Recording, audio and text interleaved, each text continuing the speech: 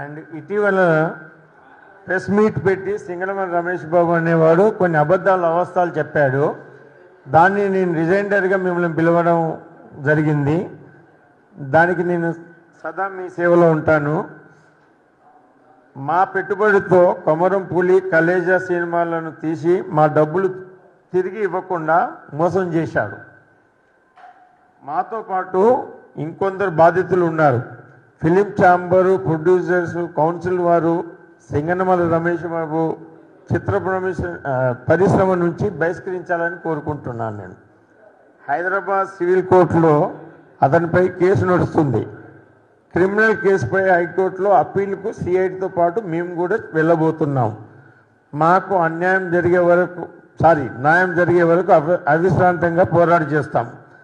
సింగనమల రమేష్ బాబు మోసాలు, బెదిరింపులు, అక్రమాస్తులపై అతని బాధితులందరం తెలంగాణ సీఎం రేవంత్ రెడ్డి గారిని, తమిళనాడు సీఎం స్టాలిన్ గారిని కలుస్తాం. Financier Vaijayanth Reddy is my wife అండి. She is not well today, అందుకే నేను పిలవలేదు. On behalf of her I'm taking this lead.